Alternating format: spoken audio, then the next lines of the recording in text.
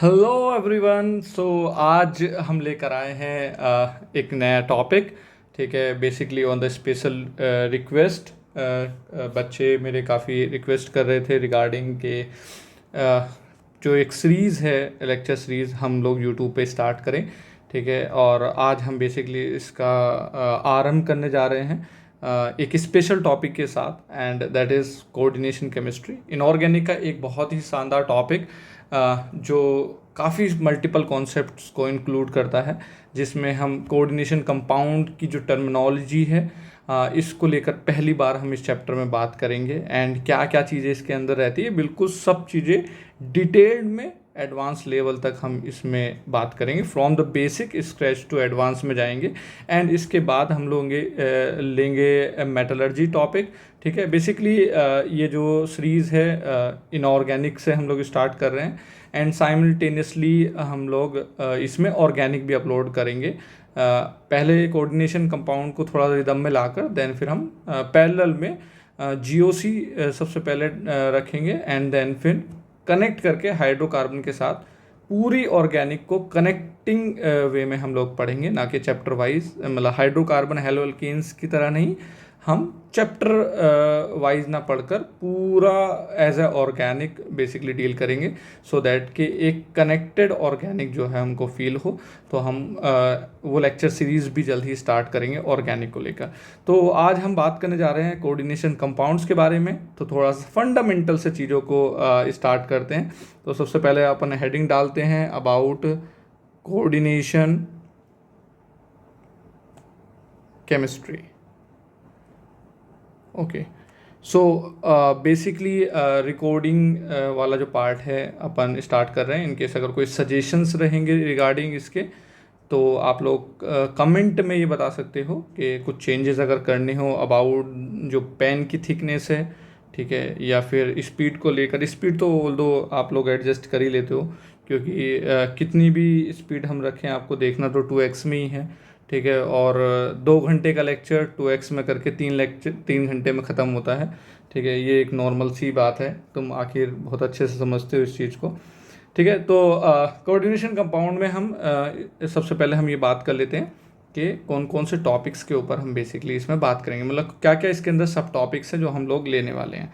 तो सबसे पहले अगर मैं बात करूं, तो हम लोग कोऑर्डिनेशन कंपाउंड के इंट्रोडक्शन के बारे में बात करेंगे कि कोऑर्डिनेशन कंपाउंड्स हैं क्या। अच्छा, ये लेक्चर सीरीज़ जो है वो थोड़ा सा नॉर्मल मोड में रहने वाली है। मतलब हम लोग इस ज़्यादा रस नहीं करने वाले हैं। आपको स्पीड में देखना तो आप अकॉर्डिंग टू स्पीड एडजस्ट कर सकते हो, बट चीज़ें नॉर्मली चलेंगी सो दैट कि चीज़ें समझ में आएँ।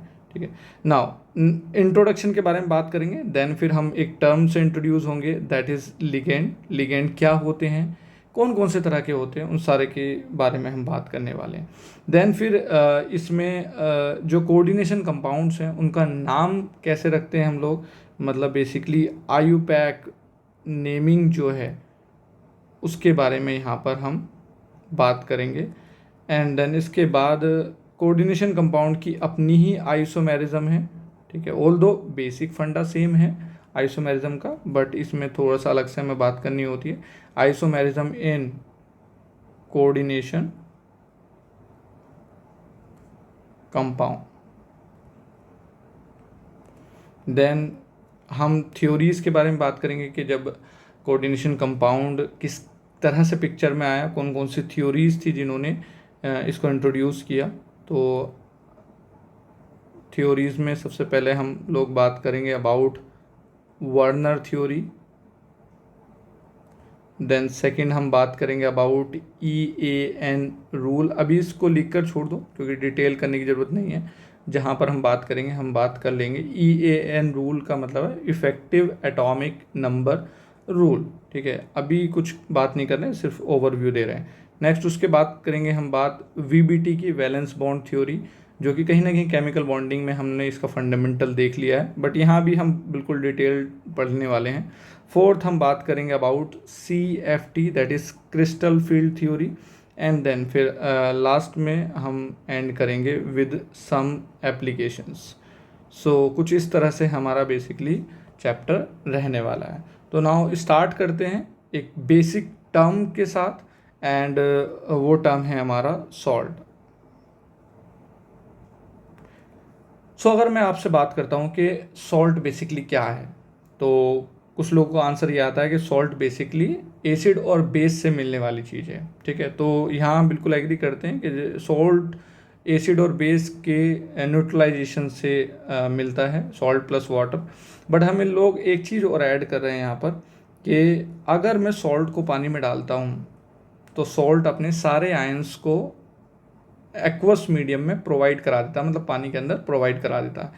तो उस कोई से भी आयन का अगर मैं टेस्ट करूं तो मुझे टेस्ट आराम से मिल सकता है। जैसे मैं थोड़ा सी बात करता हूं यहाँ पर कि डेफिनेशन के लिए अभी स्पेस छोड़ दे रहे हैं, पहले थोड़ी सी बात कर ले रहे हैं कि अगर मान लो NaCl को हम लोग अगर सॉल्ट बोलते हैं और NaCl को अगर मैं पानी में डालता हूँ, ठीक है, NaCl को हमने पानी में कुदा दिया है यहाँ पर, तो हमें मिलेगा Na+ एंड Cl-। अब मैं दो बच्चों को क्या करता हूँ, इस टेस्ट ट्यूब में से आधी आधी टेस्ट ट्यूब करके दो बच्चों को कर देता हूँ। आधी आधी मतलब तोड़ के नहीं करना है, मतलब इसके अंदर जो भी सब्सटेंस था उसको आधा आधा कर लिया है। अब एक बच्चा है राम, जिसको एक काम दिया है कि इसमें AgNO3 डाले। उसने AgNO3 डाला और वो खुश होकर एकदम भागा भागा आया और वो बोलता है कि सर इसमें AgCl का प्रेसिपिटेट मिला है। AgCl का प्रेसिपिटेट जो है वो अपने आप में एक कंफर्मेशन दे रहा है किसका, कि इसमें क्लोरीन प्रेजेंट है, मतलब Cl- का प्रेजेंस है। अब राम ने ये काम किया। अब श्याम को हमने एक टेस्ट कराया, that is test of sodium. ठीक है, अब श्याम ने बताया नहीं हमें कि वो टेस्ट क्या था, उसने थोड़ा सीक्रेट टेस्ट किया। ठीक है, और उसने बोला कि सर इसमें सोडियम का टेस्ट भी पॉजिटिव आ रहा है, दैट मीन्स इसके अंदर Na+ प्रेजेंट है। तो यहाँ से हम लोग एक चीज़ बोल सकते हैं कि सॉल्ट बेसिकली वो चीज़ होती है जो एक तो एसिड और बेस की रिएक्शन से मिले, साथों साथ जो भी सॉल्ट के अंदर कॉन्स्टिट्यूएंट आयंस हैं वो सारे कॉन्स्टिट्यूएंट आयंस अपना इंडिविजुअल आइडेंटिफिकेशन टेस्ट जो है वो देंगे। तो कोई से भी सॉल्ट की अगर बात करें तो हर एक सॉल्ट अपने पानी में जाने के बाद वो अपने कॉन्स्टिट्यूएंट आयन का टेस्ट देता है। तो यहाँ कंप्लीट डेफिनेशन बेसिकली हम लिखेंगे। ये जानना ज़रूरी है, सॉल्ट का फंडामेंटल जानना ज़रूरी है, क्योंकि कॉम्प्लेक्स कंपाउंड जिनके बारे में हम बात करने वाले हैं या कोऑर्डिनेशन कंपाउंड, वो भी एक सॉल्ट ही हैं। ठीक है, तो सॉल्ट का अगर फंडामेंटल क्लियर रहेगा तो देन फिर हम आराम से बात कर पाते हैं। तो यहाँ पर हम लिखेंगे that is substance which are formed by reaction of acid and base and give identification test of all the constituent is called salt। ठीक है, अच्छा किसी को अगर स्पेलिंग मिस्टेक्स लगती हैं तो कृपया इस चीज़ को सीक्रेट ही रखें। ठीक है, पब्लिक में बताने की ज़रूरत नहीं है। ठीक है, पर्सनली अगर आप शेयर कर सकते हो तो कर सकते हो, बाकी अपनी समझदारी से उसको अपने आप करेक्ट कर लेना। ठीक है, तो NaCl जैसे कि हमें पता है कि सॉल्ट का एग्जांपल है। कुछ अदर एग्जांपल भी अगर हम बात करें, जैसे NaCl एक एग्जांपल हो गया है, Na2SO4 एक एग्जांपल ले सकते हैं, K2SO4 एग्जांपल ले सकते हैं। ये सब सॉल्ट्स के एग्जांपल हैं। ठीक है, तो आई थिंक सॉल्ट की बेसिक चीज़ जो है हमें क्लियर हो गई होगी। नाउ दूसरी चीज़ होती है हमारी, that is double salt. Double salt basically कोई नई चीज़ नहीं है, दो सॉल्ट को मिलकर बनी चीज़ है। ठीक है, that is addition compound. Addition जो दो चीज़ों से मिलकर, जो दो या तीन चीज़ों से मिलकर जो बनते हैं चीज़ें। ठीक है, तो एडिशन ऑफ टू सॉल्ट या एडिशन कंपाउंड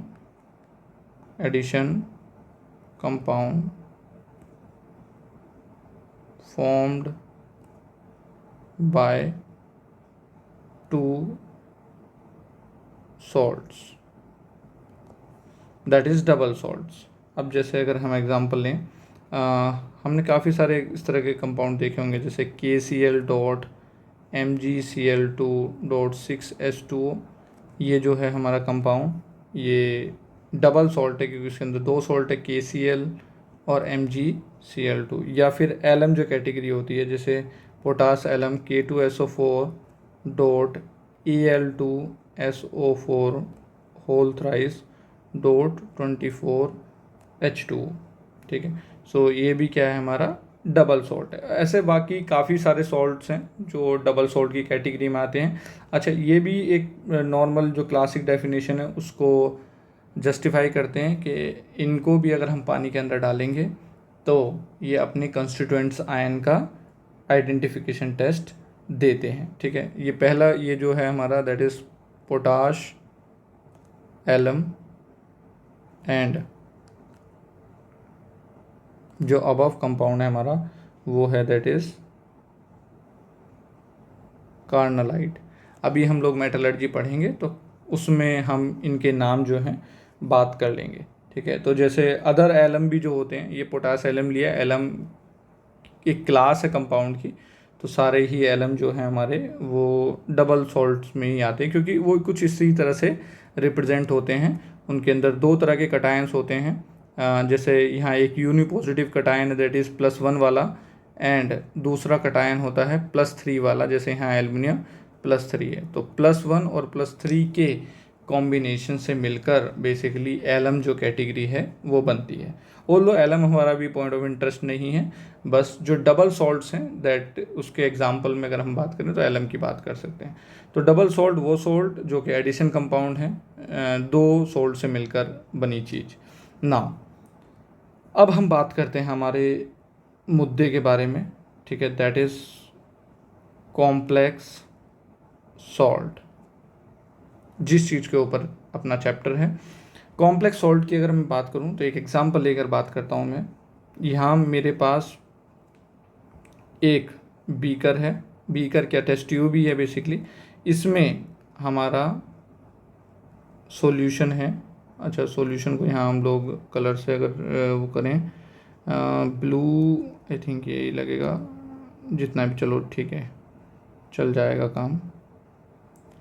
तो ये है ब्लू कलर का सॉल्यूशन। ब्लू कलर का सॉल्यूशन जो है हमारा that is of copper sulphate. Copper +2 जो होता है ब्लू होता है एक्वा सॉल्यूशन में। ठीक है, तो दैट मीन्स यहाँ पर ये लाइट ब्लू कलर का सॉल्यूशन है।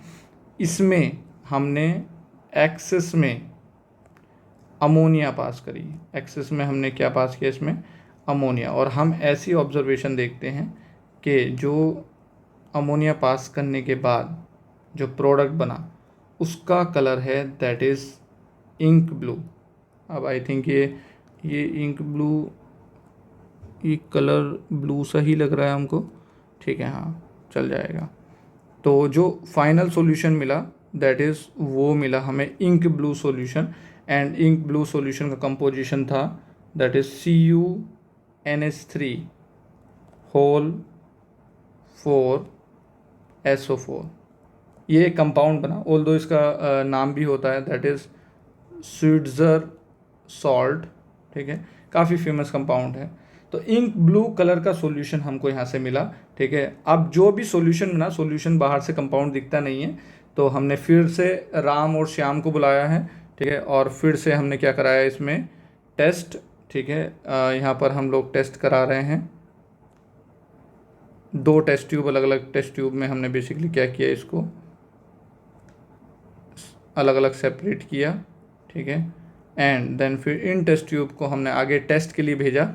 तो राम ने बेसिकली टेस्ट किया, इसमें BaCl2 डाला।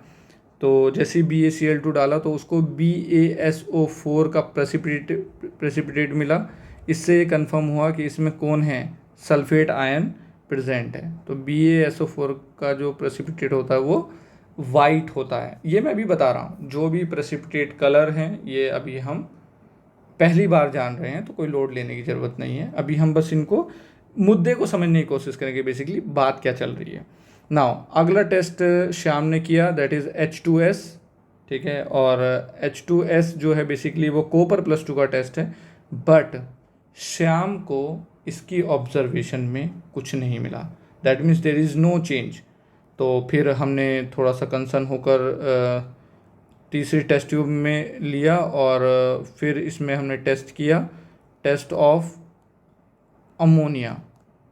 ये टेस्ट भी निगेटिव है, मतलब इस कंपाउंड का टेस्ट कर रहे हैं हम लोग, इसमें ये टेस्ट करके बता रहा है कि सल्फेट तो इसमें प्रेजेंट है, बट कॉपर +2 भी नहीं है इसमें और अमोनिया भी नहीं है। मतलब कंपाउंड में तो है, ठीक है, बट टेस्ट क्यों नहीं दे रहा है। तो बेसिकली यहाँ पर इशू यही है कि जो लोग ब्रैकेट में होते हैं, जो लोग ब्रैकेट के अंदर होते हैं, वो टेस्ट नहीं देते हैं, और जो ब्रैकेट के बाहर होते हैं, जैसे सल्फेट बाहर था तो सल्फेट तो टेस्ट दिया, बट ब्रैकेट के अंदर वाला पार्ट टेस्ट नहीं दिया।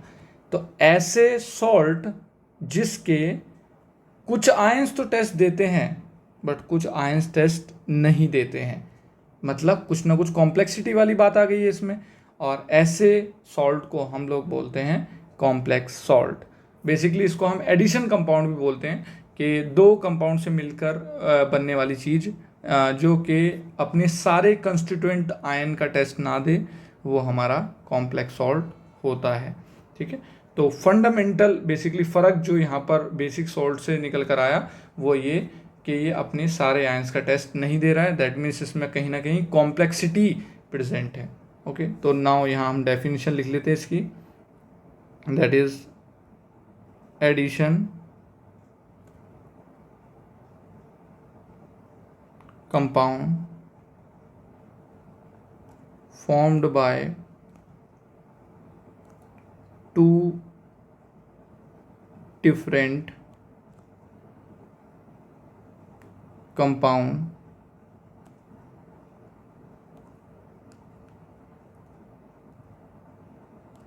sum of its constituents gives their identification test in aqueous solution, but some other does not. They are called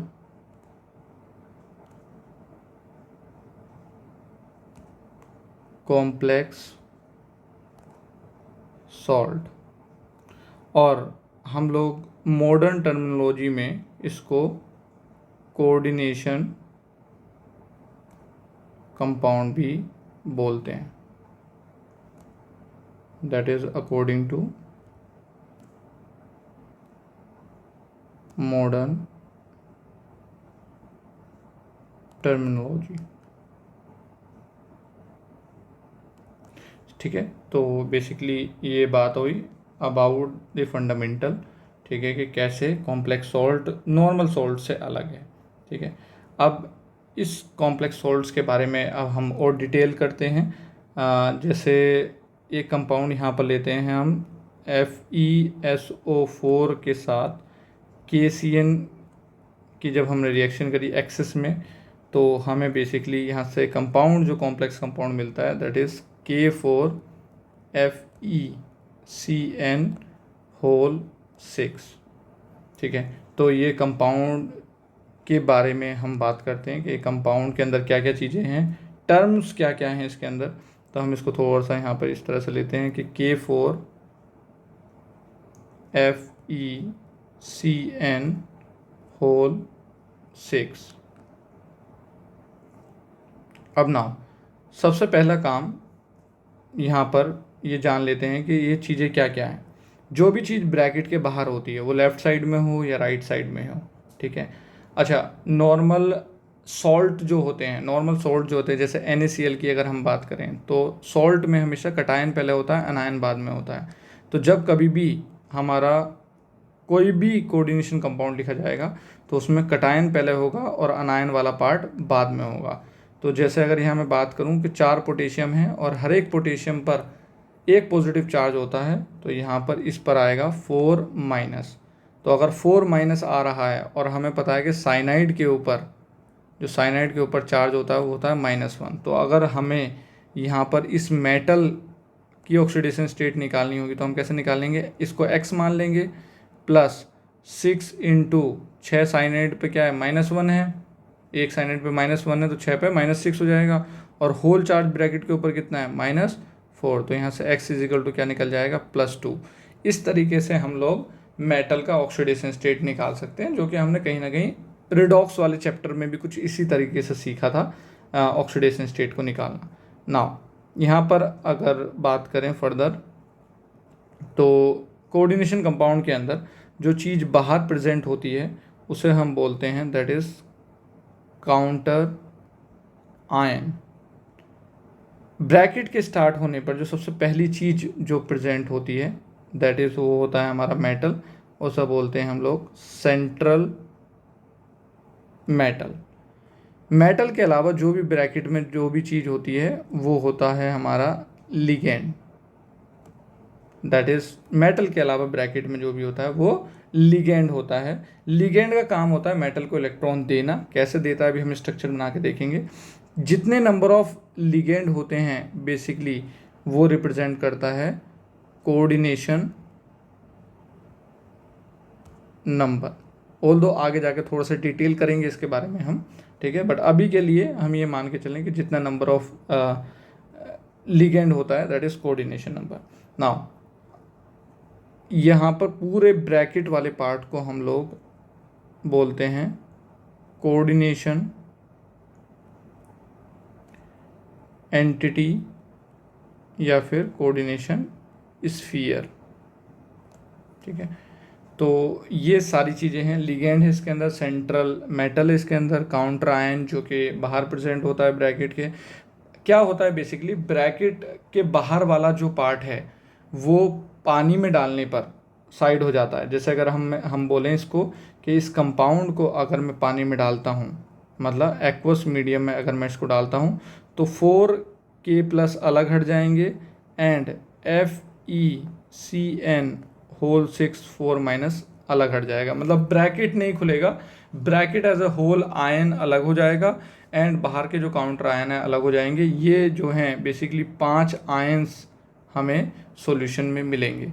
जिन लोगों ने लिक्विड सॉल्यूशन पढ़ रखा है वो आराम से बोल सकता है कि आयोटा क्या होगा इसमें 5। कैसे, क्योंकि पानी में डालने पर कितने आयंस प्रोड्यूस कर रहा है एक compound, that is Vento factor, वो जो हमने कहीं ना कहीं कोलिगेटिव प्रॉपर्टीज़ के टाइम पे पढ़ा था, ठीक है। तो यहाँ पर जब काउंटर आयन अलग हो गया तो बेसिकली ये पार्ट है, और ये पार्ट किस तरह से डायग्राम रहता है इसका। तो यहाँ पर आयरन जो था मैंने बोला वो +2 है, और साइनाइड जुड़े हैं हमारे 6। तो साइनाइड बेसिकली क्या करते हैं, जो यहाँ पर लिगेंड है, लिगेंड का काम होता है इलेक्ट्रॉन देना। तो लिगेंड पर हर किसी पे नेगेटिव चार्ज है, तो बेसिकली नेगेटिव चार्ज से वो कोऑर्डिनेट बॉन्ड बना रहे हैं, मतलब दोनों इलेक्ट्रॉन जो हैं बेसिकली वो मेटल को दे रहे हैं। तो इस तरह से हमारा जो होल चार्ज है -4 है, क्योंकि 6 लिगेंड है और आयरन पे +2 है तो बाहर आएगा -4। तो कहीं ना कहीं इस कंपाउंड में हमें कोऑर्डिनेट बॉन्ड नज़र आ रहे हैं, तो इस वजह से भी हमारा जो कंपाउंड का नाम होता है वो कोऑर्डिनेशन कंपाउंड होता है, ठीक है। तो यहाँ आई थिंक ये हम मान सकते हैं कि जो बेसिक टर्मिनोलॉजी है रिगार्डिंग कोऑर्डिनेशन वो क्लियर हो गई होगी, ओके। थोड़ा सा और हम बात करते हैं आगे, क्योंकि जितना स्ट्रॉन्ग हम इसका फंडामेंटल करेंगे उतना ही इसके बारे में जब हम आगे पढ़ेंगे तो वो चीज़ कंफर्टेबल लगेंगी। तो इसलिए शुरू का लेक्चर 1-2 लेक्चर जो हैं वो थोड़ा कहीं ना कहीं बेस बनाने में हमारे जाएंगे। नाउ अब एक क्वेश्चन लेता हूँ मैं, जिसमें एक कंपाउंड है CONH3 होल 5 SO4, बाहर है हमारा Cl। ठीक है, इस कंपाउंड के बारे में एनालिसिस हम लोग करते हैं। ठीक है, तो देखो यहाँ पर क्या है, अमोनिया हमारा लिगेंड है, क्योंकि मेटल है कोबाल्ट, इसको कार्बोनिल मत समझ लेना, दिस इज CO, कोबाल्ट। ठीक है, कोबाल्ट है यहाँ पर, सल्फेट है यहाँ पर। ठीक है, तो अगर यहाँ मैं इस कंपाउंड के बारे में कुछ कुछ चीज़ें पूछूं, जैसे कि कौन कौन से आयंस इसमें मिलेंगे हमें जब हम इसको पानी में डालेंगे, तो वो मिलेगा that is CONH3 whole 5 SO4, और ये हो जाएगा +1, क्योंकि पहला पार्ट जो लिखा हुआ है वो कटायन होता है एंड बाद में जो होता है वो अनायन होता है। दूसरा मिलेगा Cl-1। दूसरी अगर हम बात करें इसमें कि सेंट्रल मेटल कौन है उसमें और उसकी कोऑर्डिनेशन नंबर क्या है, कोऑर्डिनेशन नंबर नहीं, ऑक्सीडेशन नंबर जो है बेसिकली क्या है, एंड इट्स ऑक्सीडेशन नंबर। तो यहाँ अगर बात करूँ तो अमोनिया पर कोई चार्ज नहीं होता, अमोनिया 0 होता है। सल्फेट पर -2 होता है, तो यहाँ से अगर हम निकालेंगे तो आराम से हमारा चार्ज निकल जाएगा। इसको मानते हैं x + 5 × 0 + 2 ×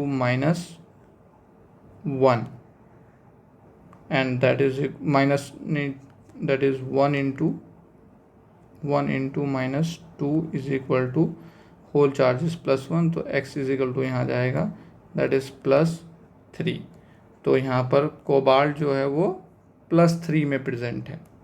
नाउ लिगेंड कौन कौन से हैं, अगर हम हम पता चल गया है यहाँ पर लिगेंड्स हैं हमारे पास 5 अमोनिया हैं एंड 1 SO4 2- है। अगर हमसे पूछा जाए कि क्या इसका एक्वस सॉल्यूशन कंडक्टिविटी शो करेगा, तो हम लोग क्या बोलेंगे इसमें आंसर, क्या एक्वस सॉल्यूशन कंडक्टिविटी शो करेगा, ट्रू या फॉल्स?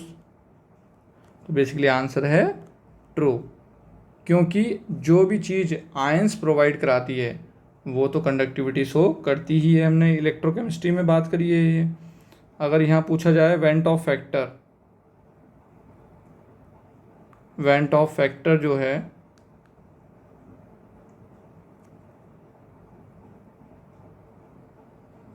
आयोटा, वो क्या होगा यहाँ पर, जब हमने इसको पानी में डाला तो बेसिकली 2 आयंस में टूटा है ये, तो van't Hoff factor is iota is equal to 2।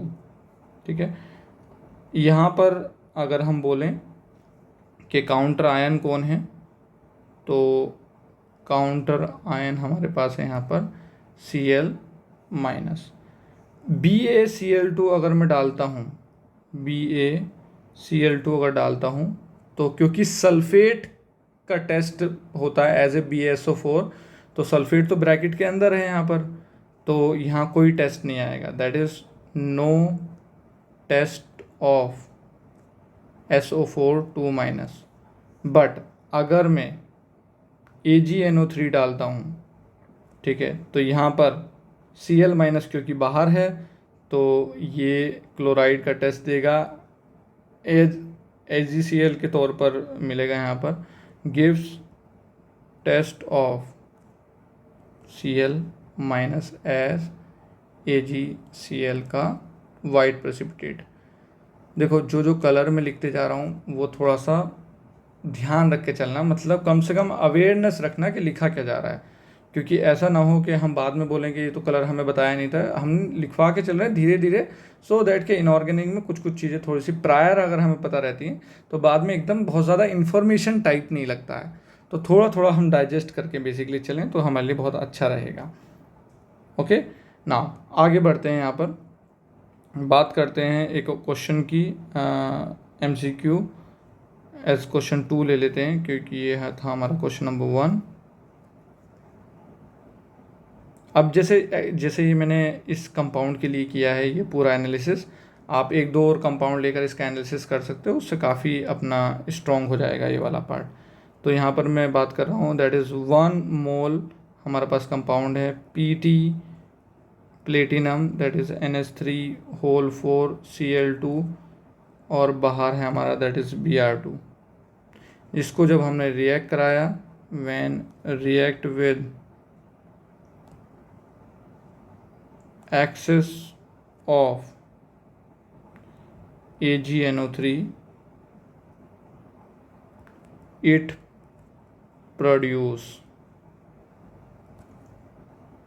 option A that is 2 mole yellow PPT, option B that is 2 mole white PPT, option C 2 mole yellow plus 2 mole white PPT, and option D that is 4 mole yellow PPT। तो basically मैं थोड़ी सी information दे दूं अगर किसी को दिक्कत हो रही है इसमें। तो AgCl जैसे कि तुम्हें पता है कि वाइट होता है, ठीक है, बट जो AgBr और AgI होते हैं ये हमारे येलो होते हैं, ठीक है। अब ध्यान रखने का तरीका सबसे बढ़िया ये है कि तुम येलो कलर जो है इनके ऊपर पोत दो, ठीक है। उससे क्या होगा कि जब भी तुम पढ़ोगे तो तुम्हें येलो कलर मतलब पेंसिल वाले कलर, ठीक है, तो वो करोगे तो उससे क्या है टेक्स्ट दिखेगा, बट ये भी ध्यान रहेगा कि हाँ ये कंपाउंड जो है वो इस कलर का होता है। हम लोग अपने टाइम पर क्या करते थे, हम लोग टेस्ट ट्यूब बनाकर एक ऐसे टेस्ट ट्यूब बना देते थे, जैसे कंपाउंड है, इस कंपाउंड के साइड में हम लोग टेस्ट ट्यूब बना देते थे और उसमें हम टेस्ट ट्यूब में वो वाला कलर भर देते थे जो कि उस कंपाउंड से रिलेटेड है, ठीक है। तो कोई सा भी चीज़ कर सकते हो। देखो तुम बोलोगे सर ये सब क्या ही बच्चों वाली बातें हैं, बट तुम्हें इस चीज़ का इफ़ेक्ट दिखेगा बाद में कि ये विजुअलाइजेशन इफ़ेक्ट जो है तुम्हें बहुत सारी चीज़ों को आसानी से रिमेंबर कराने में हेल्प करेगा, ठीक है। तो बात को मानोगे तो बात बाद में समझ में आ जाएगी। तो यहाँ पर बेसिकली Br बाहर है, तो Br बाहर होगा तो हमें एक कंपाउंड में 2 Br हैं तो हमें 2 AgBr एज अ प्रेसिपिटेट मिलेंगे और AgBr येलो प्रेसिपिटेट के तौर पर हमें मिलेगा। क्लोरीन का प्रेसिपिटेट नहीं आएगा क्योंकि क्लोरीन क्या है, ब्रैकेट के अंदर है, ठीक है। तो दैट इज़ 2 मोल्स ऑफ यहाँ मोल्स लिख लेना, कोई दिक्कत नहीं है इसमें, अंग्रेजी हम पढ़ने नहीं बैठे, ठीक है। 2 moles of yellow PPT, okay. I think यहाँ तक क्लियर होगी बात। नाउ अब हम जो भी कोऑर्डिनेशन कंपाउंड था उसके अंदर हमने कुछ कुछ नाम लिए थे, जैसे सेंट्रल मेटल हमने नाम लिया, काउंटर आयन हमने नाम लिया, लिगेंड की बात करी। तो ये सबको हम थोड़ा सा डिटेल में पढ़ लेते हैं। काउंटर आयन ऑल्दो हमें पता है नॉर्मल आयंस होते हैं, इनके बारे में डिटेल में नहीं, बट सबसे पहले हम बात कर लेते हैं कि सेंट्रल मेटल होने के लिए क्या चीज़ ज़रूरी होती है, ठीक है। तो यहाँ पर बात करते हैं अबाउट सेंट्रल मेटल। अब देखो सेंट्रल मेटल को समझने के लिए मैं एक सवाल देता हूँ, फिर उसके आंसर के अकॉर्डिंग हम बात करेंगे कि तुम्हारा क्या आंसर है उसके ऊपर। तो question is which of the following properties is not essential for the complex formation of या formation by central metal। Single correct question है, ठीक है।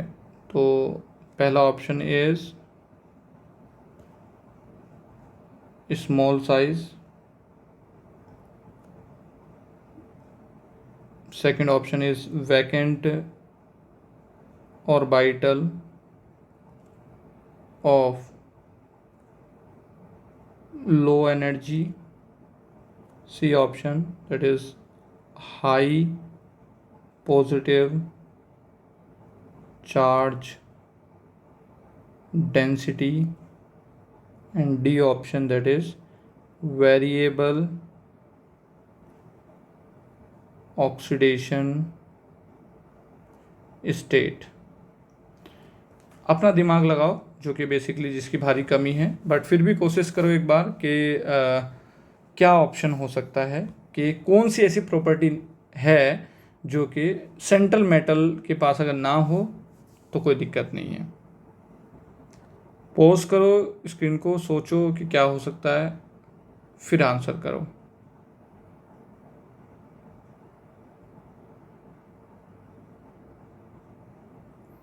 ठीक है, तो यहाँ पर आंसर है दैट इज डी। देखो, वेरिएबल ऑक्सीडेशन स्टेट से फ़र्क नहीं पड़ता, क्योंकि देखो बताता हूँ। पहला, स्मॉल साइज़ होगा तो चार्ज डेंसिटी ज़्यादा होगी, जितना साइज़ कम होगा उतना चार्ज डेंसिटी ज़्यादा होगी, तो इलेक्ट्रॉन लेने की टेंडेंसी ज़्यादा होगी। इलेक्ट्रॉन लिए किस में जाएंगे, वैकेंट ऑर्बिटल में, तो वैकेंट ऑर्बिटल का होना ज़रूरी है, ठीक है। और चार्ज डेंसिटी का होना तो ऑब्वियसली ज़रूरी है, क्योंकि इलेक्ट्रॉन अट्रैक्ट करने हैं। तो किसी भी मेटल का यहाँ पर एज ए सेंट्रल मेटल होना, ठीक है, ये प्रॉपर्टी जो उसके पास ज़रूरी है वो बेसिकली ये 3 प्रॉपर्टीज़ हैं। और वो 3 प्रॉपर्टीज़ क्या हैं, that is small size, vacant orbital of low energy and high positive charge density. तो अक्सर ये बोला जाता है कि डी ब्लॉक के कटायंस जो होते हैं वो कॉम्प्लेक्स फॉर्मिंग कटायन के होते हैं। तो तुम बोलोगे 3 रीज़न की वजह से, that is small size, vacant orbital of low energy and high positive charge density. यही है एक्सप्लेनेशन। किसी भी मेटल का कॉम्प्लेक्स फॉर्मिंग मेटल बनना यही 3 प्रॉपर्टी का होने की वजह से ही बनता है। तो यहाँ पर 1-2 लाइन लिख लेते हैं इसके बारे में, that is during complex formation species which accept electron from ligand is called central metal. Second, ऐसा ऑब्जर्व किया गया है, that is it is observed that D block cations are best complex forming cations. Reason क्या है, this is due to वो 3 point ऊपर वाले। This is due to क्या होगा, पहला स्मॉल साइज, दूसरा वैकेंट ऑर्बिटल, तीसरा हमारा क्या था, हाई पॉजिटिव चार्ज डेंसिटी। यही 3 पॉइंट, ठीक है। ये फर्स्ट, सेकंड एंड थर्ड जो हैं ये पॉइंट इसके बेसिकली रीज़न रहेंगे। मैं लिख नहीं रहा हूँ, बट तुम लोगों को लिखना है कि क्यों होता है। दिस इज ड्यू टू, पहला स्मॉल साइज, दूसरा vacant orbital of low energy, तीसरा high positive charge density.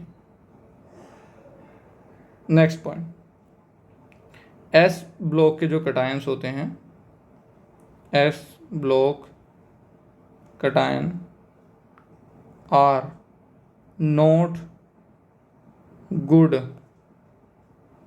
Complex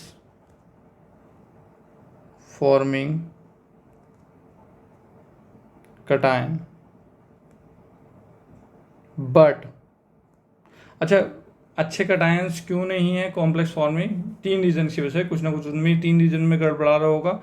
या तो पॉजिटिव चार्ज डेंसिटी ठीक नहीं होगी, ठीक है, उस रीज़न की वजह से ही बेसिकली जो हमारे एस ब्लॉक के कटायन है साइज़ बड़े होते हैं इनके, तो चार्ज डेंसिटी जो होती है कम होती है, इसलिए अच्छे कॉम्प्लेक्स नहीं होते, कॉम्प्लेक्स फॉर्मिंग कटायन नहीं होते। बट जो बेरिलियम+2 है वो स्मॉल साइज़ है, ठीक है, तो बेरिलियम+2 के कॉम्प्लेक्सेस देखे गए हैं, हैव मैनी कॉम्प्लेक्सेस। जैसे कि हम लोग बोरोन फैमिली जब पढ़ते हैं तो वहाँ भी हम देखते हैं इनके कॉम्प्लेक्सेस के लिए। ठीक है, तो बेसिकली आज के लेक्चर में यहीं तक रखते हैं हम। बड़े लेक्चर्स थोड़ा सा रिकॉर्ड रखना नहीं चाह रहे हैं। ठीक है, तो ट्राई करेंगे कि अराउंड 40 to 45 मिनट्स के आसपास का लेक्चर रहे, सो दैट कि आप एक वन स्ट्रेच में बैठकर इसको कंप्लीट करो। ऐसा ना हो कि बड़ा लेक्चर हो जाए जो कि आपके वन गो में कंप्लीट ना हो। तो जल्द ही जो सेकंड लेक्चर है वो भी अपलोड हो जाएगा। ये लेक्चर्स रेगुलरली अपलोड होते रहेंगे। ठीक है, पैरेलल भी चलते रहेंगे कुछ चैप्टर्स साइमल्टेनियसली। ठीक है, बट ये सीरीज जो है हम कंटिन्यू रखने वाले हैं। ठीक है, ओके, चलो मिलते हैं नेक्स्ट लेक्चर में। तब तक के लिए टाटा, बाय बाय।